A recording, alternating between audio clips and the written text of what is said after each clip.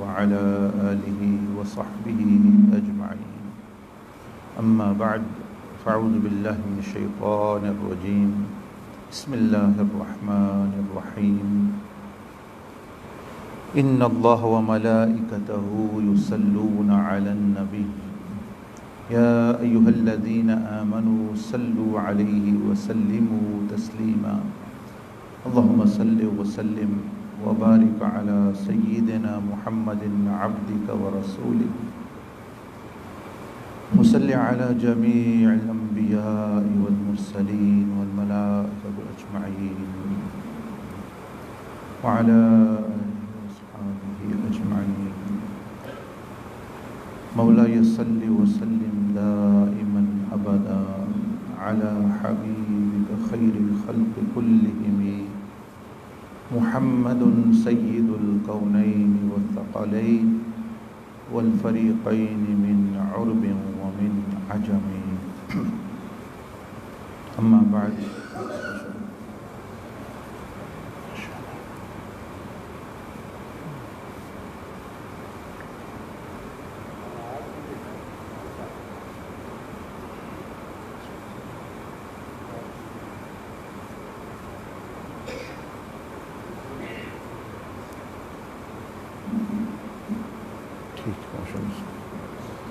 اللہ جل مجدہ کا شکر اور احسان اور فضل اور کرم ہے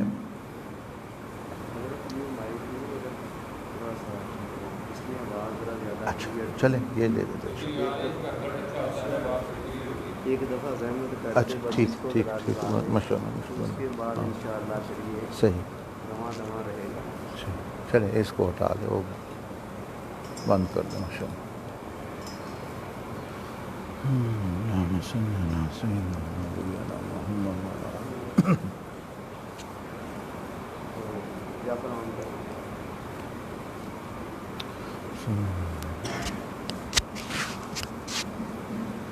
بسم اللہ الرحمن الرحیم. والصلاة والسلام على رسول اللہ وعلى آلہ وصحبہ اجمعین. اما بعد تھوڑا کام کر دیتے ہیں.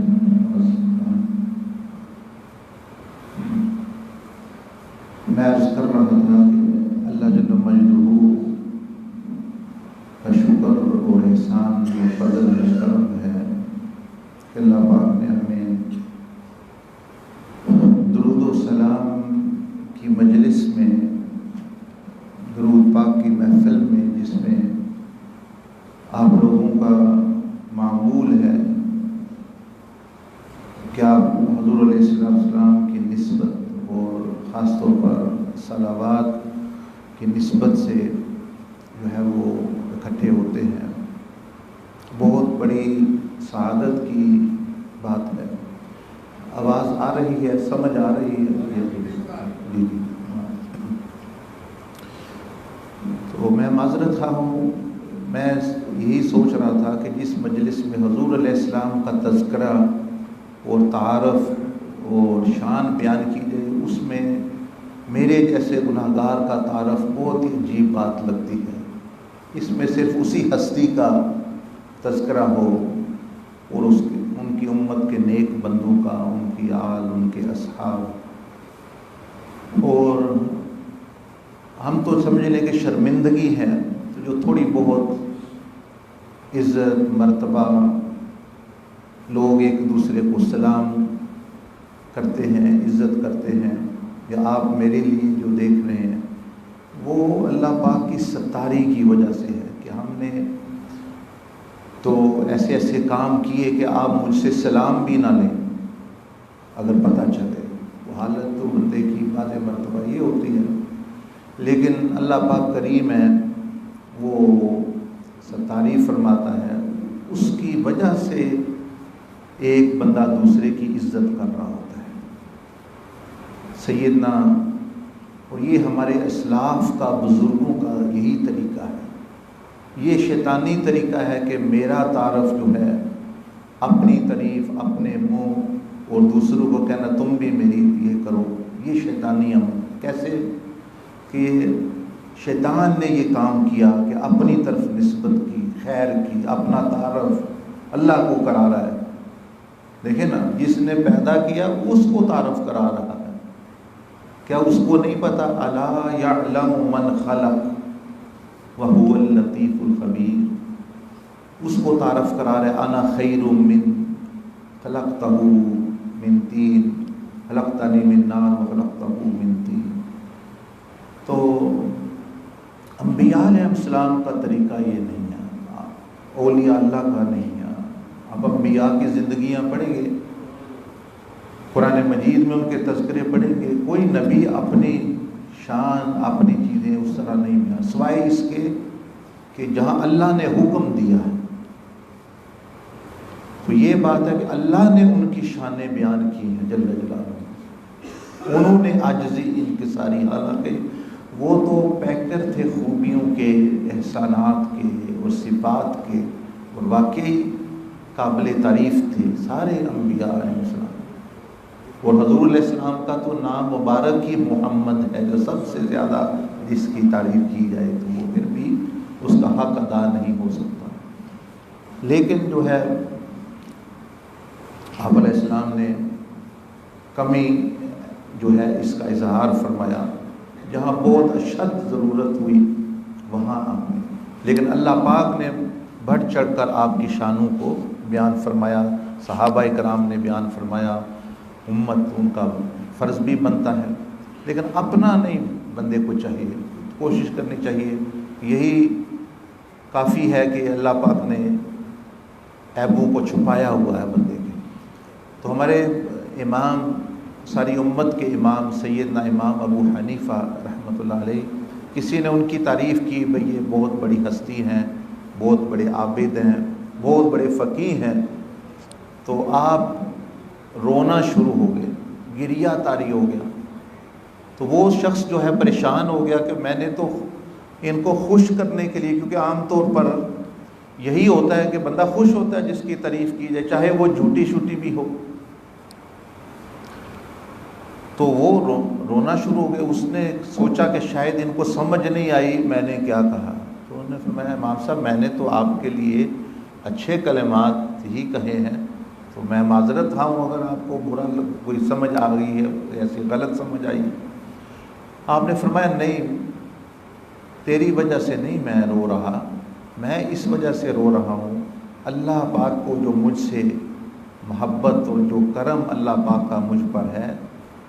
اور جو شان کریمی ہے اس پر رو رہا ہوں کہ تم میری تعریف اس لیے کر رہے ہو کہ اس نے ستاری کی چادر سے میرے عیب چھپائے ہوئے اور تمہارے سامنے میری خوبیاں بھی کر دیں کہ یہ فقیہ ہیں, یہ فلاں ہیں, اور عیب میرے خود چھپا لیے, خوبیاں مخلوق کے سامنے کر دیں. تو میں اس رب کی محبت, اس رب کی کریمی پر رو رہا ہوں کہ کیسی ہستی ہے وہ. ہمارا تو انداز یہ ہے کہ بندے میں بہت ساری خوبیاں اس کے عیب کو اچھالتے ہیں, اور وہ ہستی ہے کہ اس کی خوبیوں کو اچھالتی ہے کہ بندوں کے سامنے خوبیاں آتی ہیں بندوں.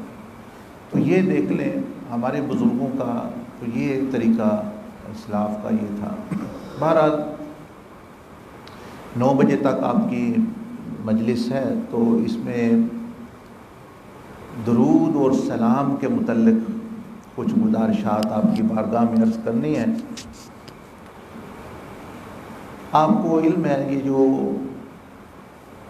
ہر سلسلے کا کچھ نہ کچھ خوبی ہوتی ہے, کسی میں زہد, کسی میں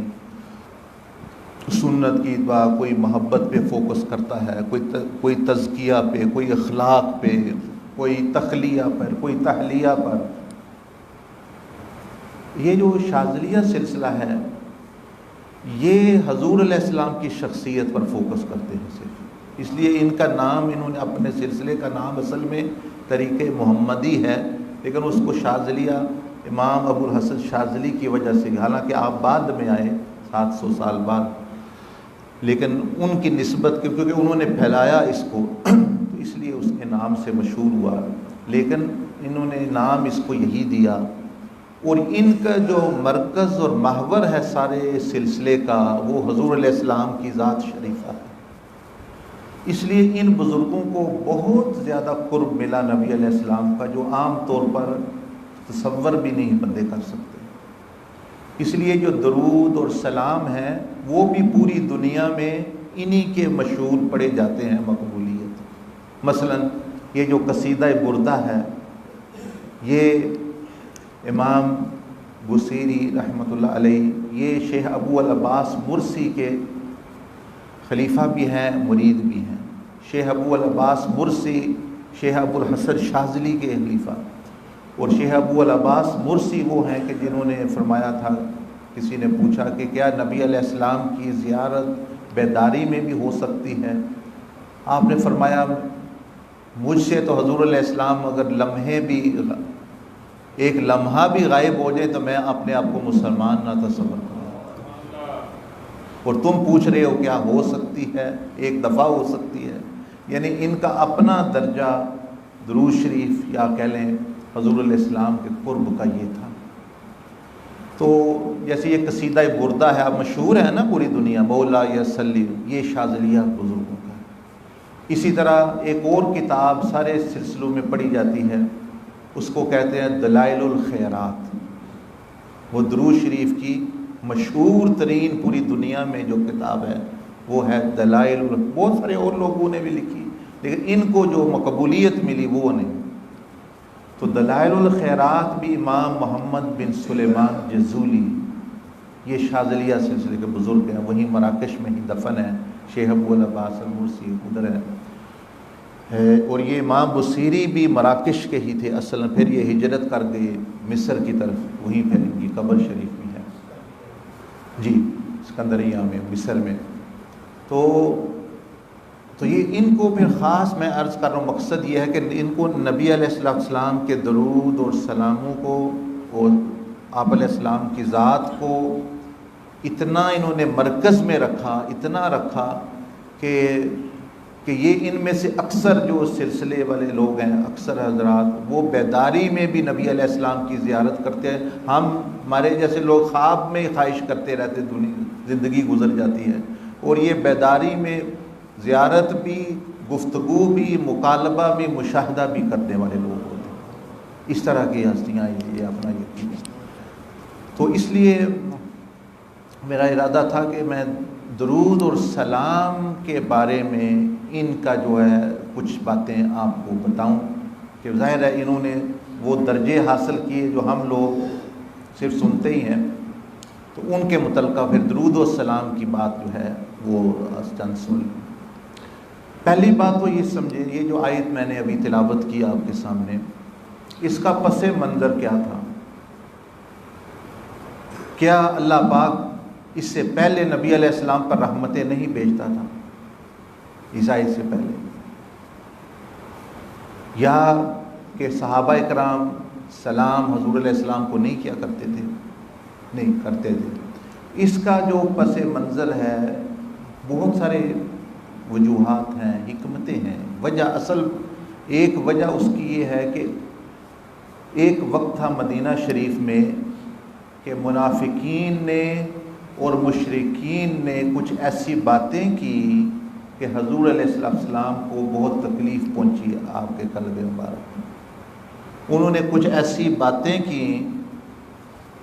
جب نبی علیہ السلام تک پہنچی وہ، تو آپ علیہ السلام پر گراں گزری وہ کافی، آپ کو اذیت ہوئی، تکلیف ہوئی، آپ کی ذات کے بارے میں، آپ کے خاندان کے بارے میں، آپ کے خاندان کے بارے میں ایسی باتیں انہوں نے کی، منافقین جو مدینہ میں رہتے تھے اس وقت۔ تو اس پس منظر میں یہ آیت اتری ہے کہ یہ لوگ نبی علیہ السلام کو تکلیف پہنچا رہے ہیں، اور تم اے مسلمانوں ان پر درود اور سلام پڑھو، ان کو آرام اور سکون اور چین پہنچاؤ، بھائی ان کو تکلیف نہ ہو، ان کو اذیت نہ ہو، ان کو بلکہ سکون، اطمینان اور خوشی، ان کے دل کو خوش کرو۔ مقصد یہ تھا، اور اس کی ترغیب دینے کے لیے اللہ پاک نے اپنا بھی بیان کیا کہ میں رب ہوں، میں بھی اپنے محبوب پر کرم کرتا ہوں، رحمتیں سلامتیاں، اور فرشتے بھی کرتے ہیں، تو اب تم بھی کرو، یہ ان کو رہنے دو، یہ جو کر رہے ہیں میں جانوں، یہ جانوں، یہ ان کا آخرت میں یہ ہوگا، ان الذین یؤذون اللہ ورسولہ لعنہم اللہ فی الدنیا والآخرہ۔ فرمایا کہ جو اللہ پاک کو اور نبی علیہ السلام کے بارے میں غلط کلمات کہتے ہیں، اذیت دیتے ہیں، تو یہ رحمت سے محروم لوگ ہیں، دنیا آخرت میں ان کو رحمت ملنے والی نہیں ہے۔ لعنت کا یہی مطلب ہوتا ہے کہ رحمت اس کو نہیں ملتی، کیونکہ رحمت ملے گی تو بندہ کو توبہ کرے گا۔ مطلب یہ ہے کہ ان کو توبہ کی توفیق بھی کمی، اللہ ماشاء اللہ کوئی بہت ہی بڑا اللہ کا کرم، کوئی اخلاص یا غلطی سے کسی نے کچھ کر دیا ہو، ورنہ یہ اشارہ یہ ہے دنیا والآخرہ کا کہ ان کو توبہ کی توفیق بھی ملنے والی نہیں۔ اس لیے کہتے ہیں بزرگ کہ غلط کام نہیں کرنا چاہیے، غلط کام نہیں کرنے چاہیے، لیکن بے ادبی سے بہت زیادہ بچیں، کسی کی بھی، مسلمان کی بے ادبی سے بچیں، والدین کی بے ادبی سے بچیں، اساتذہ کی بے ادبی سے بچیں، اچھا استاد اور مرشد کی بے ادبی سے بچیں، اہل بیت کرام صحابہ کرام رضوان اجمعین کی بے ادبی سے بچیں، انبیاء علیہ السلام، ملائکہ اعظام اور آپ علیہ السلام کی بے ادبی سے بچیں کہ کام غلط ہو جانا اس کی قضا ہے، اس کی توبہ بھی ہو جاتی ہے اور بندے کو توفیق ہو جاتی ہے۔ ایک بندہ والدین کی بات نہیں سن رہا، یہ کر رہا ہے، لیکن یہ بندہ دل میں فیصلہ کر لے، اس پر گیرا لگا لے کہ وہ میں نے گستاخی بے ادبی کسی نے کی نہیں کرنی۔ ٹھیک ہے غلطیاں ہو جائیں گی، غلطیاں ہوتی ہیں، ان کی معافی تلافی ہوتی ہے، بندوں سے بھی ہوتی ہے، لیکن کسی کے بھی بے ادبی کا رویہ جو، اور اگر بندہ ادب اختیار کرنا چاہتا ہے تو وہ کہاں سے ادب اختیار کرے گا؟ مسلمان سے۔ جو مسلمان کی بے ادبی کرے گا آگے جا کے وہ ولی کی بے ادبی کرے گا۔ اس نے دروازہ کھول لیا نا، آپ نے جس نے اپنا لہجہ، باتوں کا، گفتگو کا طریقہ عادت بنا لی ہے بے عزتی کرنا، وہ ایسے کرتے کرتے ایک دن کسی نیک والدین کی بھی کر دے گا، ان کی کرے گا، کرتے کرتے کسی نیک بزرگ کی بھی کر دے گا، ان کی عادت پڑ گئی، کرتے کرتے کسی صحابی کے بارے میں بھی کہہ دے گا، ان کے کرتے کرتے کسی اہل بیت کے بارے میں وہ بڑھتا جائے گا۔ اور جو یہ دروازہ بند کرنا چاہتا ہے وہ کسی کی بھی نہ کرے، جس کو اللہ نے ادب اور حرمت دی ہے وہی اس کے یعنی اپنا نہ کرے۔ جس طرح کہ غالباً حضرت مجدد الفسانی رحمۃ اللہ علیہ کا قول ہے، یا سیدنا عبد القادر جیلانی کا، کہ سیدنا امیر معاویہ رضی اللہ تعالی عنہ یہ پردہ ہے صحابہ اکرام کا، جس نے ان کو اٹھایا وہ اب کسی کی سے بھی زبان اپنی بچائے گا نہیں۔ تو یہ ایک حد ہوتی ہے بھائی پہلی کہ بھائی اس سے آگے نہیں بندے میں جانا۔ اور نبی علیہ السلام کا میں کل بھی بات ہے، آپ بھی ذہن میں یہ رکھ لیں، آپ علیہ السلام نے فرمایا میں اور میرے صحابہ ہمیں چھوڑ دو، کوئی درمیان میں نہ آئے، میں جانوں یہ جانے، جب میرے اور ان کے درمیان کوئی نہیں ہے تو اس کی جرت نہیں ہونی چاہیے وہ درمیان میں آ کے اپنی بات، اپنی عقل اور اپنی جو ہے وہ ریسرچ بیان کرتا رہے۔ فرمایا دا، چھوڑ دو مجھے اور ان کو، میں جانوں وہ جانے، میرا ان کا معاملہ ہے، میں نہیں چاہتا کوئی درمیان میں آئے۔ تو یہ مطلب یعنی ادب حضور علیہ السلام سکھا رہے ہیں، مطلب یعنی صحابہ کرام کا رضوان اللہ علیہم اجمعین کا۔ خیر، تو میں عرض کر رہا تھا، اب توجہ کے ساتھ اگر آج وقت ہوا پورا یعنی 9 بجے تک ہو گیا، میرا ارادہ تھا کہ شاذلیہ مشائخ نے درود شریف کے 14 درجات بیان کیے ہیں، روحانی 14، ان میں سے کچھ یعنی آپ کے سامنے یعنی بیان کر دوں گا۔ پہلا تو یہ سن لیں، پہلی بات کہ یہ 14 روحانی درجات ہیں، ان کے علاوہ بھی ہیں جو ہم جس طرح درود شریف پڑھتے ہیں وہ بھی بہت زیادہ اچھی بات ہے کہ درود اور سلام، ایک تو یہ اس میں کہ امام عبد الوہاب الشعرانی شاذلی، یہ بھی ایک شاذلی سلسلے کے بزرگ گزرے ہیں، سیدنا امام عبد الوہاب شعرانی رحمہ اللہ تعالی، ان کے شیخ تھے امی۔ امی کا مطلب ہوتا ہے کہ جس کو اللہ پاک اپنے پاس سے یا نبی علیہ السلام کے ذریعے سے علم عطا فرمائے، ان کو کہتے ہیں امی۔ تو درود اور سلام کے بارے میں انہوں نے فرمایا کہ یہ جو بندہ جو سلام پڑھتا ہے،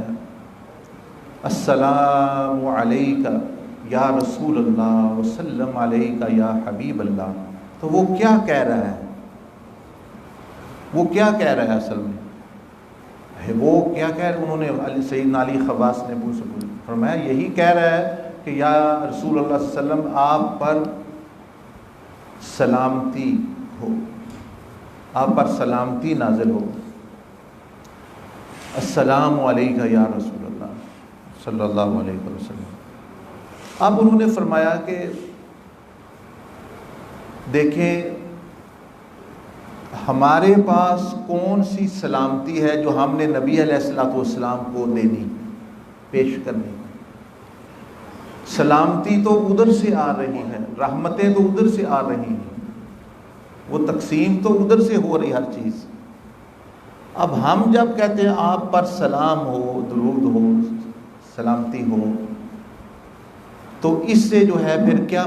کہہ رہا ہے؟ بندے کو پتہ ہی نہیں، وہ پڑھ رہا ہے السلام علیکہ یا رسول اللہ، السلام علیکہ یا حبیب اللہ، لیکن کیا کہہ رہا ہے اس کو پتہ نہیں۔ سلامتی اگر ہے تو یہ کون سی سلامتی ہے جو وہ نبی علیہ السلام کی بارگاہ میں پیش کر رہا ہے؟ تو اس کے بارے میں انہوں نے فرمایا کہ اس کا جو ایک بیٹھے تشریف رکھے، دیکھیں آدھا گھنٹہ آپ ادھر ادھر پھرتے چلیں گے، وقت گزر جائے گا۔ جی ہاں، نہیں میں عرض کر رہا ہوں توجہ سے بات وہ نکل جائے گی آپ کے ذہن سے، بات کوئی نہیں ہے، کیونکہ یہ درود شریف کی مجلس ہے، اس کے آداب ہوتے ہیں، یہاں بندہ بیٹھے، بارش بھی اگر ہم پر ہونا چاہیے، حق یہ ہے کہ ہم نہ اٹھیں کہ بھئی اب تذکرہ ہو رہے ہیں۔ تو ایک بزرگ ہمارے فرمایا کرتے تھے کہ جب میں درود شریف پڑھتا ہوں، جب میں اللہ کے نبی علیہ السلام کی شان بیان کرتا ہوں، ان کے دین کی تبلیغ کرتا ہوں، تو ایسا ہو تو نہیں سکتا، لیکن ادب یہ ہے، میرا دل چاہتا ہے کہ اگر سیدنا اسرائیل علیہ السلام آ جائیں تو ان سے بھی عرض کروں کہ مجھے مکمل کر لینے، ذرا رک جائیں، مجھے مکمل کر لینے۔ انہوں نے میری بات تو نہیں سننی، وہ تو ایسے یعنی وہ بڑی اونچی ہستی ہیں، لیکن فرمایا بھی ادب میرے دل میں یہ، میں ان کو کہوں کہ 5 منٹ 2 منٹ رک جائیں، میں بات مکمل کر لوں اپنے حبیب علیہ السلام کی۔ تو اسی کی بقدر پھر جو ہے بندے کو نفع بھی ہوتا ہے، فائدہ ہوتا ہے۔ خیر میں عرض کر رہا تھا کہ آپ سلام کا مطلب سمجھیں، جو درود و سلام آپ پڑھتے ہیں 15 منٹ 20 منٹ آدھا گھنٹہ، یہ نہ ہو کہ پڑھتے رہیں اور وہ درجات حاصل نہ ہوں۔ فرمایا سلام کا مطلب یہ ہے کہ ہمارے پاس تو کوئی سلامتی ہے نہیں جو نبی علیہ السلام صلی اللہ علیہ وسلم کو دینی ہے، سلامتی تو ان کی طرف سے آتی ہے، ساری کائنات ان کا وسیلہ، ان کی جو ہے وسیلے سے کھا رہی ہے۔ فرمایا یہ مطلب ہماری طرف سے یہ مطلب بنتا ہے کہ یا رسول اللہ صلی اللہ علیہ وسلم، میں سلام پڑھ رہا ہوں اور اس کا مطلب یہ ہوتا ہے کہ یا رسول اللہ صلی اللہ علیہ وسلم میری طرف سے آپ بے فکر ہو جائیں، آپ کے دین کو، آپ کی حرمت کو، آپ کی شریعت کو، آپ کی سنت کو میری طرف سے کوئی غضن یا نقصان نہیں پہنچے گا۔ میری طرف سے دوسرے کریں نہ کریں میں ان کو بھی کہوں گا، لیکن میری طرف سے آپ کی سنت سلامتی ہے میں ہے،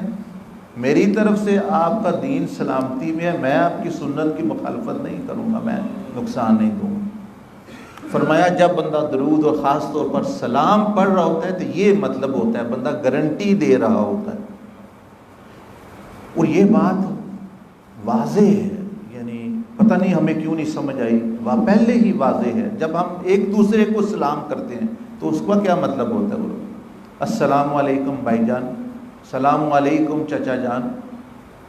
کہ سلامتی کیا کہہ رہا ہے بندہ یہ کہہ رہا ہے کہ آپ اے میرے چچا جان، اے بھائی، میری طرف سے آپ کی عزت، آپ کا مال، آپ کا نقصان محفوظ ہے، سلامتی میں ہے، بے فکر ہو جائیں، نہ موجودگی میں اور نہ آپ کی غیر موجودگی میں آپ کے مال جان عزت کو نقصان پہنچے گا، میری طرف سے مطمئن ہو، اتنے مطمئن ہو جائیں السلام علیکم کہ میں تو خود کیا نقصان پہنچاؤں، میں تو اللہ کی بارگاہ سے بھی دعا کرتا ہوں ورحمت اللہ کہ اللہ بھی آپ پر رحمت نازل کرے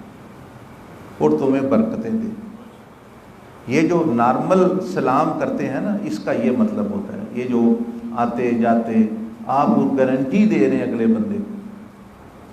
آپ اس کو ایشورنس دے رہے ہیں کہ السلام علیکم کہہ کے کہ بھی آپ کی غیبت نہیں کروں گا، آپ کی چغلی نہیں کروں گا، آپ کے خلاف سازش نہیں کروں گا، وغیرہ وغیرہ۔ تو نبی علیہ الصلوۃ والسلام کی بارگاہ میں جب بندہ سلام عرض کرتا ہے السلام علیکہ ایھا النبی ورحمۃ اللہ، یا السلام علیکہ یا رسول اللہ، تو وہ یہی کہہ رہا ہوتا ہے کہ یا رسول اللہ صلی اللہ علیہ وسلم، میری طرف سے آپ کے دین کو، آپ کی شریعت کو، آپ کی سنت کو، آپ کی حرمت کو، آپ کے ناموس کو، آپ کے قرآن کو، جو چیزیں آپ چھوڑ گئے میں کوئی نقصان نہیں دوں گا، تب جا کے اس کا سلام قبول ہوتا ہے۔ اب ایسے نہیں گھر میں جو ہے بیوی کو آپ دو جوتے مار کے ادھر آ کے درود کی مجلس میں بیٹھے ہوئے ہیں تو وہ دیں، اب نبی علیہ السلام اس سے خوش ہونے والے نہیں،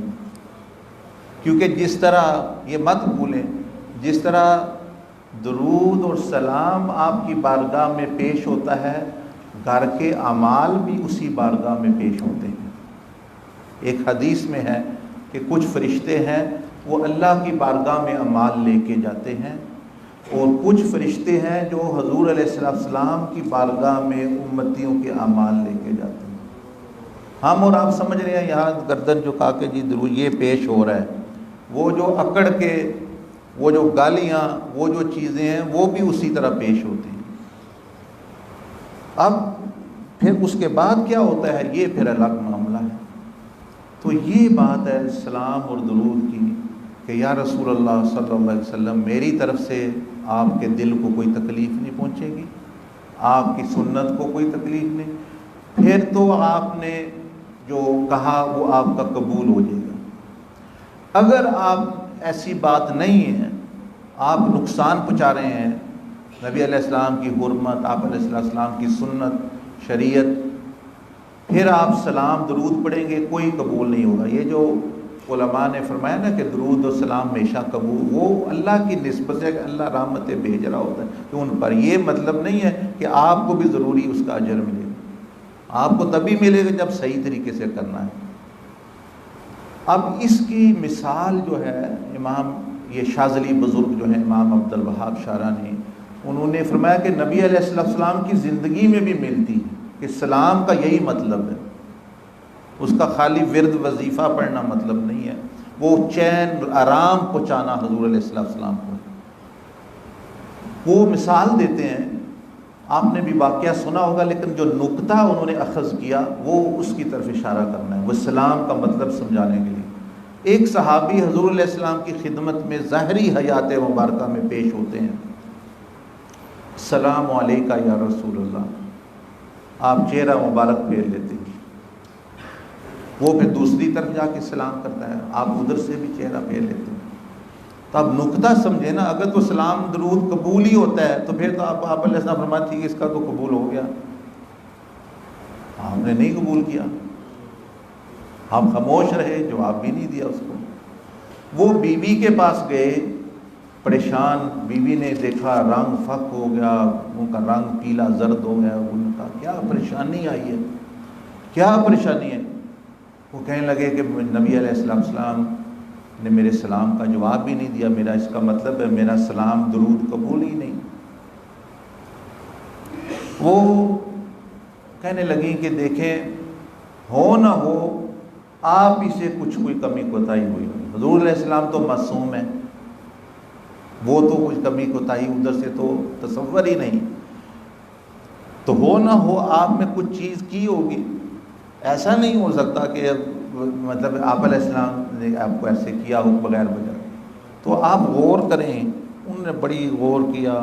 سفر سے آئے تھے کچھ مہینوں بعد، تو انہوں نے صحابہ کرام سے پوچھا، دوسروں سے جلدی جلدی جو ملے، بھائی جب میری غیر موجودگی میں کوئی حکم احکام، کوئی نیا حکم تو نہیں نازل ہوا؟ انہوں نے کہا کئی نازل ہوئے ہیں، انہوں نے گن کے بتائے۔ ایک ان میں سے تھا کہ وہ کہنے لگے چند دن پہلے حضور علیہ السلام نے ارشاد فرمایا ہے کہ میری امت کے مردوں پر اللہ پاک نے سونا اور ریشم حرام کر دیا ہے۔ اب یہ سفر سے آئے تھے، یہ انگوٹھیاں سونے کی پہنے ہوئے تھے، منع نہیں تھی اس وقت۔ ان کے ذہن نے فوراً، دیکھیں نا محبت خود ادب سکھا دیتی، فوراً کام کیا کہ شاید یہ نہ وجہ ہو۔ یہ نہیں بنایا کہ میں جا کے کہوں گا یا رسول اللہ مجھے تو پتہ ہی نہیں ہے، میں تو موجود ہی، جیسے ہم لوگ ہیں نا بہانے ہی نہیں ختم ہوتے۔ بہانہ بازی شیطان کا طریقہ ہے، بہانہ بازی یعنی آگے وجہ، جس کو کہتے ہیں نا جسٹیفیکیشن دینا، یعنی معاملے کو جو ہے غلطی ماننے کی بجائے غلطی کو صحیح ثابت کرنا۔ میں صحیح ہوں، غلطی جو ہے بس وہ غلطی ہے لیکن میں صحیح ہوں۔ تو اللہ پاک نے جب شیطان سے پوچھا، میں جو یہ کہہ رہا ہوں نا، یہ شیطانی طریقہ، ایسے نہیں، یہ پیچھے قرآن کی آیت ہوتی ہے تب بس کر رہا ہوں۔ اللہ پاک نے جب شیطان سے کہا یا ابلیس ما منع ان تسجد لما امرت، اے ابلیس تم نے کس چیز نے روکا تمہیں سجدہ کرنے سے؟ اس نے بجائے غلطی ماننے کے کہا جسٹیفیکیشن دی، کیوں؟ یہ آگ ہے، میں آگ ہوں، وہ مٹی ہے، اپنے تئیں اس نے بنایا ہوا کہ مطلب ہے کہ آگ بہتر ہوتی ہے، مٹی کم ہوتی ہے، یہ اس کا اپنا ایک تصور تھا۔ حالانکہ یہ حقیقی بات ضروری نہیں کہ اللہ کے ہاں مٹیریل، یہ قوم پرستی، ریسزم جس کو کہتے ہیں نا، نسل پرستی، یہ بلوچ ہے، یہ سندھی ہے، یہ پنجابی، یہ پٹھان، یہ افریقن گورا، یہ سب سے پہلے شیطان نے یہ شروع کیا تھا کہ جس چیز سے بندہ پیدا کیا گیا اس کو باعث فخر یا تذلیل بنانا۔ یہ سب سے پہلا کام اس نے کیا کہ میں سفید ہوں، یہ آدم یعنی مٹی کے بنے ہوئے ہیں اور یعنی خاک سے بنے ہوئے ہیں، اور یہ پتلا خاک ہے، اس کا رنگ بھی دیکھیں آدمی ہے اور اس کا رنگ بھی خاکی ہے، اور میں جو ہے روشن ہوں، یہ ہے وہ ہے، اس طرح کی چیز۔ تو یہ جو جس کو کہتے ہیں ریسزم اور نسل پرستی، اور اسی طرح یہ قوم پرستی کہ قوم کی بنا پہ بھائی فلانا فلانے چیز سے بنا ہوا ہے، گورا ہے، پٹھان ہے، پنجابی ہے، فلاں ہے، وہ ہم افضل ہیں اس سے، یہ سب سے پہلے آسمانوں میں شیطان نے یہ بات کی، اور اس کا کیا اثر ہوا؟ ایسا ہی ان لوگوں کا بھی ہونے والا ہے اگر وہ اسی طرح کریں گے جاہلیت کی باتیں۔ تو میں عرض کر رہا تھا کہ جسٹیفیکیشن جو ہے وہ نہیں دینی چاہیے، غلطی نہیں بھی ہوئی تو بندہ مان لے، وہ بندہ بچ جائے گا، جو اس کو صحیح ثابت کرنے کی کوشش کرے گا وہ مارا جائے گا۔ تو اس لیے کبھی بھی یہ طریقہ نہ۔ تو آدم علیہ السلام سے بھی اللہ پاک نے ایسے ہی پوچھا، دیکھیں انبیاء کا طریقہ اولا، جو سوال اس سے کیا اے ابلیس تمہیں کس چیز نے روک دیا؟ ابھی رد نہیں کیا اللہ پاک نے، اس کو پوچھ رہا ہے اللہ پاک۔ آدم علیہ السلام کو فرمایا الم نہاکما عن تلکما الشجرہ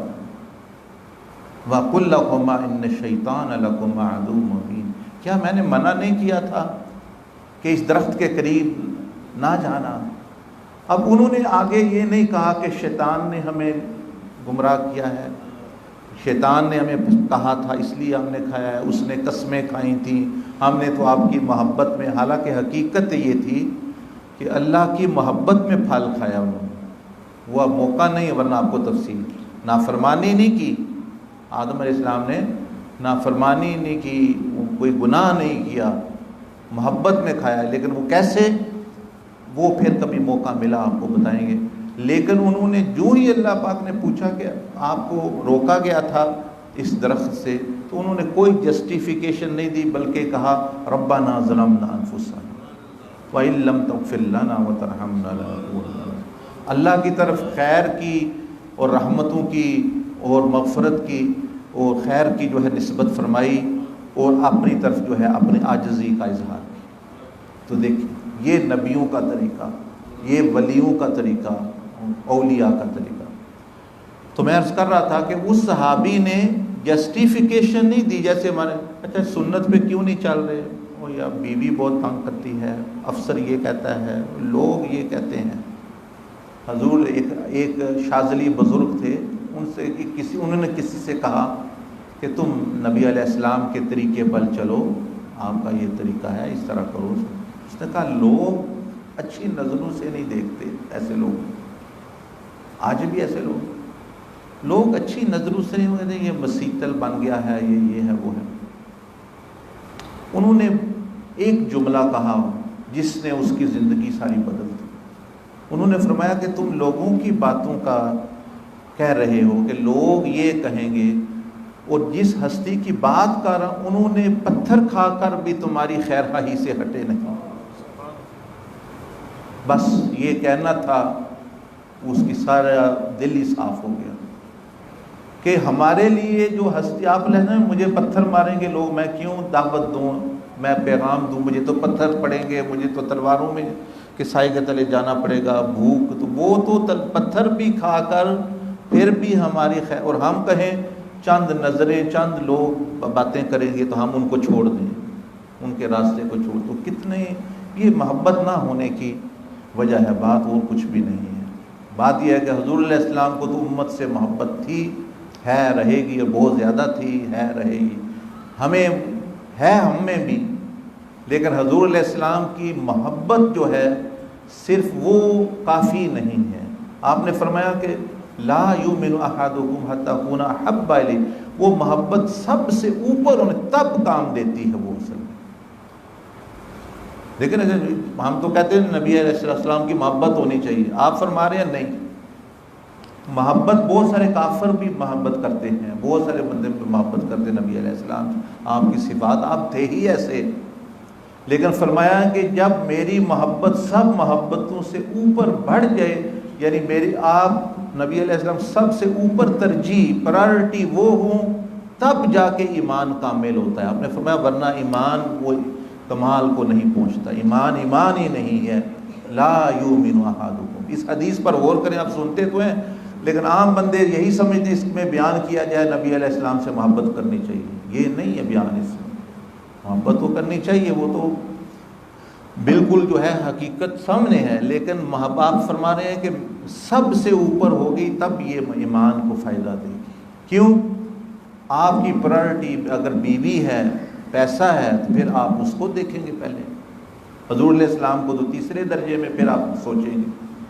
چوتھے درجے میں جہاں جہاں رکھا ہے، تو آپ فرما رہے ہیں ایمان کی حالت یہ۔ بہرحال یہ چھوٹا سا نقطہ ہے۔ تو اس صحابی نے کوئی عذر پیش نہیں کیا، جی میں یا رسول اللہ صلی اللہ علیہ وسلم سفر میں تھا،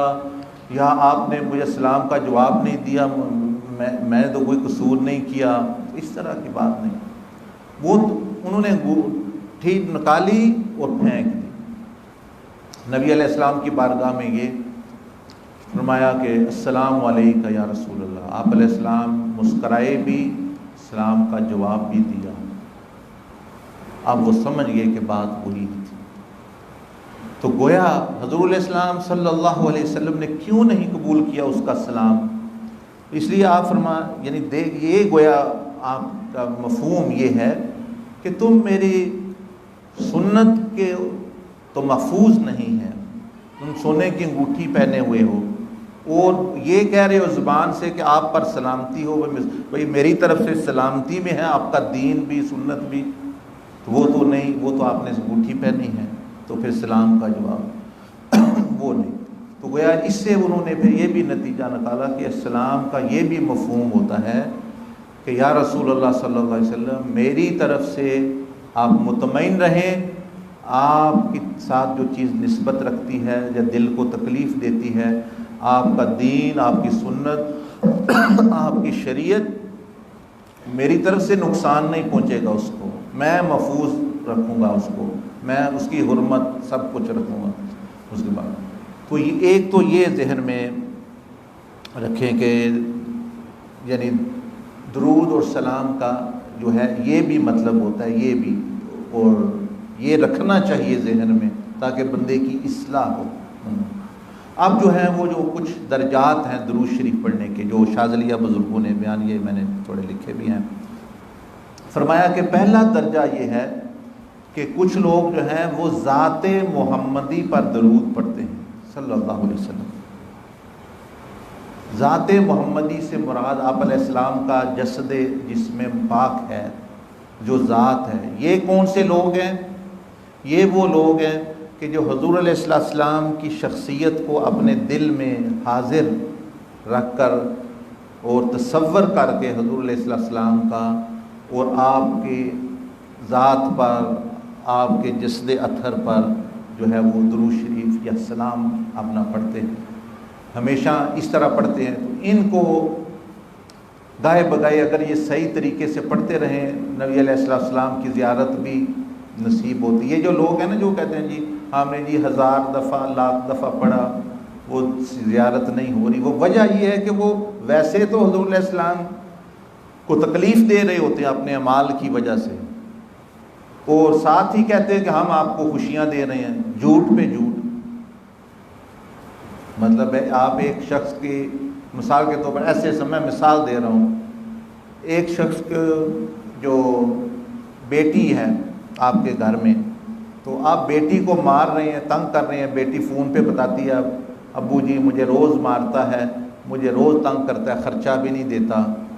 اور آپ کیا کرتے ہیں، چلو جی میں سسر صاحب کی خدمت کر رہا ہوں، ایک پھولوں کا گلدستہ دروازہ کھڑکا کے یہ جی پھولوں کا گلدستہ ہے، تو وہ باپ کیا پھر آپ سے خوش ہوگا کہ بھئی یہ پھولوں کا گلدستے کا تو مطلب یہ تھا کہ میری بیٹی کو خوش رکھتا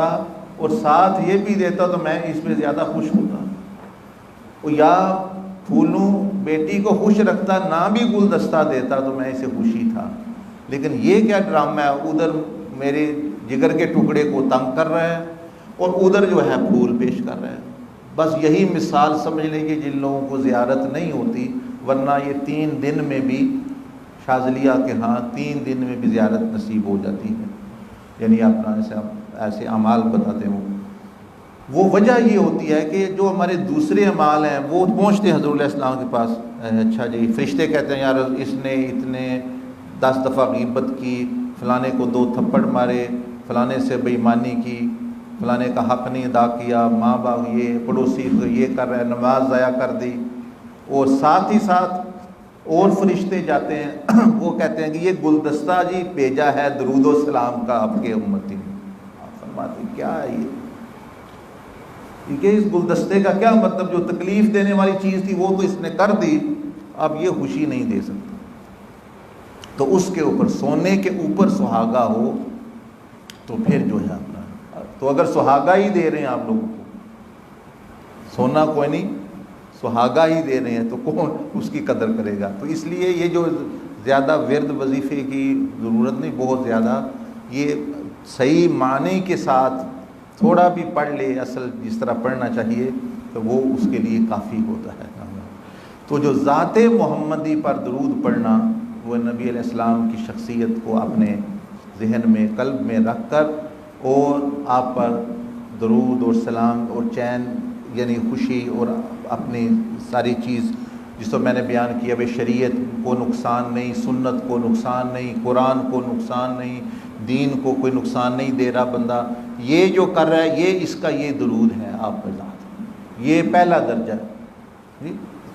آپ دوسرا درجہ سن لیں۔ دوسرا درجہ آپ پڑھتے ہیں، صرف آپ کو میں یاد دہانی کرا رہا ہوں، آپ جانتے ہیں یہ ساری چیزیں،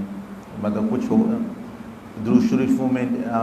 یعنی درود شریف کی کتابوں میں لکھا ہوتا ہے ساری چیز۔ جسد محمدی پر صلی اللہ علیہ وسلم، نبی علیہ السلام کے جسد اطہر پر درود پڑھنا، یہ کون سے لوگ ہیں؟ جسد اطہر کہتے ہیں نا، صلی علی جسد محمد فی الاجساد، اس کا کیا مطلب؟ جسد کہتے ہیں جو جسہ نظر آتا ہے آپ کو، آپ علیہ السلام کے جو ظاہری اعضاء نظر آ رہے ہیں، یعنی جو ظاہری شخصیت نظر آتی تھی صحابہ اکرام کے سامنے، مطلب آپ کی حقیقتیں تو چھپی ہوئی تھیں، لیکن جو نظر آتا تھا وہ کیا نظر آتا تھا؟ وہ جسد اطہر نظر آتا تھا، ایک شکل، ایک جسہ، ایک اللہ پاک نے جو آپ علیہ السلام کو تخلیق کیا وہ تو جسد اطہر پر درود اس بندے کا کامل ہوتا ہے کہ جس کی آنکھ حضور علیہ السلام کی آنکھ سے میل کھا جائے، یعنی جس طرح وہ استعمال فرماتے تھے اپنی آنکھ مبارک کو، اس کی آنکھ بھی انہی کی سنت کے رنگ میں رنگی جائے۔ تو جب آنکھ بھی نیچی ہو جائے اور ساتھ وہ کہہ رہا ہے پھر یا رسول اللہ صلی اللہ علیہ وسلم آپ کے جسد اطہر پر، یعنی میں آپ کی آنکھوں کو ٹھنڈک پہنچاؤں گا، آپ کی آنکھوں سے میری آنکھ سے ٹھنڈک پہنچے گی، کبھی کوئی یعنی دکھ نہیں پہنچے گا کہ یہ آپ کی امت کی بیٹیوں کو بری نگاہ سے دیکھتا ہے۔ اب جس باپ کو یہ پتہ چلے، آپ علیہ السلام امت کے بمنزلہ روحانی باپ ہے، جتنی عورتیں ہیں مثال کے طور پر، ظاہری طور پر تو نہیں، وہ تو فرمایا ما کان محمد ابا احد من رجالکم، لیکن باطنی طور پر آپ باپ سے بھی بہت بڑا درجہ رکھتے ہیں امت کے حق میں۔ تو اب کسی باپ کو پتہ چلے یہ آپ کی بیٹیوں پر بری نگاہ، ان کو میسج کرتا ہے، غلط میسج کرتا ہے، ان کے غلط چیٹنگ کرتا ہے، ان سے فون کرتا ہے غلط، آپ کی بیٹیوں کو تنگ کرتا ہے، پوری طرح باپ کو جب یہ علم ہو تو اس کو کتنا غصہ ہے، قتل ہو جاتے ہیں اس بات پر، لڑائی ہو جاتی ہے، بعض مرتبہ دشمنیاں پڑ جاتی ہیں۔ تو نبی علیہ السلام سے غیور کون ہوگا زیادہ غیرت مند؟ جب ان کے علم میں یہ بات آتی ہے تو آپ پر کیا گزرتی ہے؟ تو جو بندہ درود، یہ جو دوسرا درجہ ہے درود کا کہ وہ یعنی جسد اطہر پر درود کا مطلب ہے کہ اپنے جسد سے، اپنے جسم یعنی آنکھ سے حضور علیہ السلام کی آنکھ کو کوئی تکلیف یعنی ٹھنڈک کی پہنچے، ان کی آنکھوں کی ٹھنڈک ہو آپ کے اعمال جو ہے۔ تو یہ وہ بندہ ہے پڑھ رہا ہے کہ اللہم صلی آپ علیہ السلام کے جسد پر بھی، یعنی اب کام تو وہ باہر کر رہا ہے صحیح، بھائی میں اپنی آنکھ صحیح استعمال کر رہا ہوں، اب جو ہے آپ کی آنکھ کی اتباع میں آ گئی ہے تو وہ درود اس کا مکمل ہو جاتا ہے، اس کو پھر حضور علیہ السلام کا ایک اور طرح کا قرب ملتا ہے۔ اسی طرح جسد میں مثال کے طور پر زبان ہے، زبان بھی ہے، تو جس کی زبان نبی علیہ السلام کی زبان کے اتباع میں آ گئی، جیسے آپ علیہ السلام کی زبان آپ کا استعمال نرم زبان، سچ بولنے والے اور غم خار زبان، آرام پہنچانے والے، تو اس کی جب یہ ہو جائے تو اس کا وہ درود شریف مکمل ہو رہا ہے جو جسد والا ہے۔ اسی طرح جب آپ کا پیٹ حلال کھانا حلال طریقے سے، تو سمجھ لیں کہ وہ آپ کا جو ہے وہ آرام پہنچے گا۔ جب حضور علیہ السلام کو خبر پہنچتی ہے یہ امتی مجھے آرام پہنچا رہا ہے، اس نے مجھے آرام پہنچایا، جیسے آپ حضرت بلال کو فرمایا کرتے، بلال ہماری آنکھوں کو ٹھنڈک نماز میں ہے اور راحت پہنچاؤ، یعنی نماز کے متعلق آپ نے ارشاد فرمایا۔ تو نماز پڑھنے والا حضور علیہ السلام کی آنکھوں کو ٹھنڈک پہنچاتا ہے، یہ جسد سے پڑھ رہے ہیں نا آپ، جسد سے، جسم سے پڑھنی ہے، تو نماز پڑھنے والا حضور علیہ السلام کی آنکھوں کو ٹھنڈک پہنچا، کیونکہ آپ نے خود فرما دیا قرۃ عینی، یعنی میری آنکھوں کی ٹھنڈک جو ہے وہ نماز میں ہے۔ اسی طرح آپ حیا اختیار کریں، حیا حضور علیہ السلام کا خاص وصف تھا۔ اسی طرح ہاتھ آپ علیہ جسد کا جسم کا حصہ ہے ہاتھ، تو ہاتھ کسی پر ظلمن، کسی پر کسی طریقے سے غلط طریقے جو سنت کے خلاف ہے وہ استعمال نہ ہو۔ اسی پہ آپ قیاس کر لیں دوسری چیزوں کو، وہ جو میں عرض کر رہا ہوں کہ جسم، زبان، کان، آنکھ، ہاتھ، پاؤں، پیٹ، شرمگاہ، تو یہ بندے کا درود شریف جو ہے، اب یہ جو پڑھتا ہے بس کچھ نہ پوچھیں کہ آپ علیہ السلام اس سے جو ہے کیسے خوش ہوتے ہیں کہ یہ ہے میرا امتی، یہ ہے صحیح درود و سلام پڑھنے والا۔ کیونکہ میں نے بتایا بھائی وہ اس آیت کی جو صلوات والی آیت ہے اس کا پیچھے پس منظر ہی ہے کہ کچھ لوگوں نے تکلیف پہنچائی تھی حضور علیہ السلام، اور یہ اس کے برعکس دی گئی کہ تم آرام پہنچاؤ ان کو، ظاہری طور پر بھی اور زبان سے بھی۔ تو یہ دوسرا ہو گیا۔ تیسرا درود شریف کا درجہ ہے، وہ کہتے ہیں کہ جو عقل محمدی پر درود پڑھنا، نبی علیہ السلام کی سوچوں پر، آپ علیہ السلام کی ایک ایک سوچ پر، آپ کے دماغ کے اطہر اور ذہن مبارک پر درود پڑھنا، وہ کیا ہے کہ جب آپ کی سوچ بھی، جب میری سوچ، آپ کی سوچ، یہ سوچ بھی جب نبی علیہ السلام کی سوچوں کی طرح ہو جائے، یعنی ان کی سوچوں کی اتباع میں چلے گی، تو سمجھ لیں کہ میرا جو دماغ ہے یہ حضور علیہ السلام کے طریقے پہ چل رہا ہے۔ اب جو ہے یہ اب درود گویا آپ علیہ السلام کے ذہن مبارک پر بھی درود، یعنی ان کو بھی سکون پہنچے گا کہ اس کا دماغ میرے طریقے کے پیچھے چل رہا ہے، میرے پیچھے چل رہا ہے، میرے دماغ میں۔ مثلاً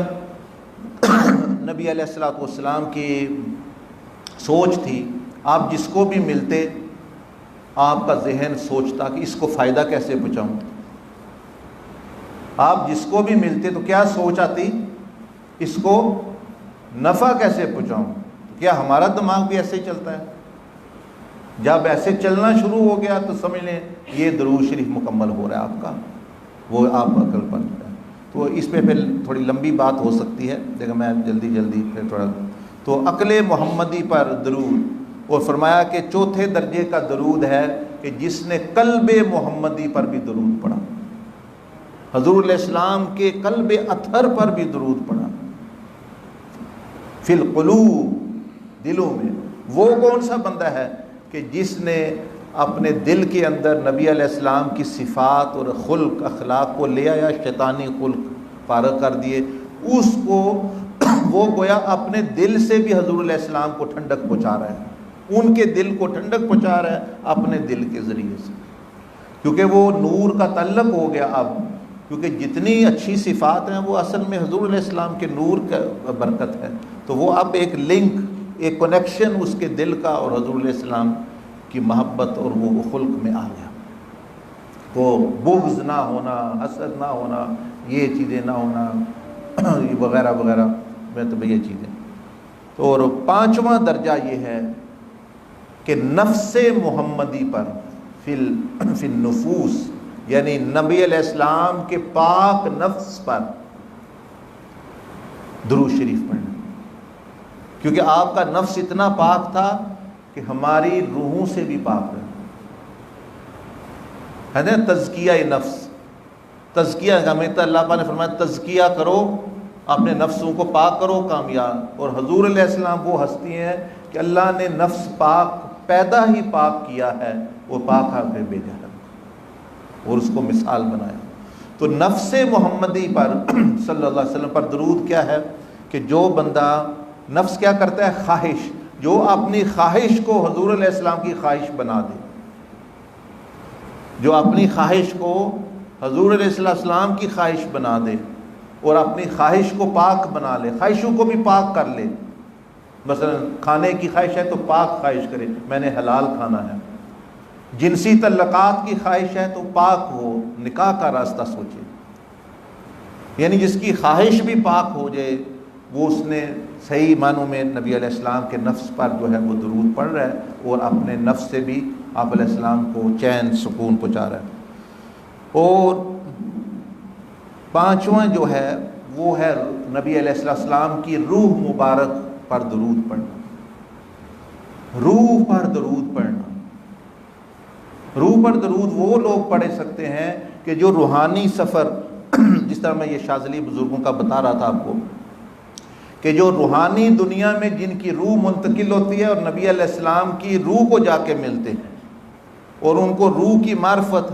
نصیب ہوتی ہے روحانی، اور وہ حضور علیہ السلام کی روح پر درود پڑھتے ہیں، ان کے ذہن میں پھر وہ روح محمدی آتی ہے جو منبع ہے،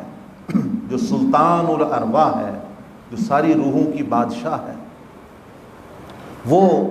اس پر درود، یعنی یہ لوگ وہ جو روحانی دنیا میں جا کے نبی علیہ السلام کی، آپ بھی حاصل کر سکتے ہیں۔ ابھی یہ حقیقہ میں کھاریاں میں 2 دن کی 3 دن کا اجتماع ہوگا، اس میں یہ طریقہ بھی بتایا جائے گا، یہ جو درود بھیجنے کا، کہ آپ درود شریف پڑھیں گے، آپ حضور علیہ السلام کو دیکھ کر اور تصور میں جو ہے درود شریف سکھایا جائے گا، اور بعض لوگوں کو اس میں 3 ہی دن ہی میں زیارت نصیب ہو جاتی ہے۔ اب اتنا یہ لمبا کیسے ہوگا؟ وہ ایسے ہی ہوگا جیسے آپ کو عرض کروں اللہ کے فضل سے، اور یہ چیزیں جب صحیح طریقہ سیکھ لیں گے تو مطلب پچھلی دفعہ یہ پوچھ لیں، بہت سارے لوگ آئے تھے، 100 بندہ آیا، 100 میں سے 50 کو ہو گئے۔ تو آپ یہ لمبی چوڑی بات ہی نہیں ہے، یہ کرونا ہے، وہ کرنا ہے، فلانا کرنا ہے۔ نبی علیہ السلام تو ماں سے بھی زیادہ محبت کرنے والی ہستی ہے، تو وہ تو بہت، اگر بندہ صحیح طریقے سے آئے، لیکن ہم ہے ہی نہیں، بندوں پر ظلم، زیادتیاں،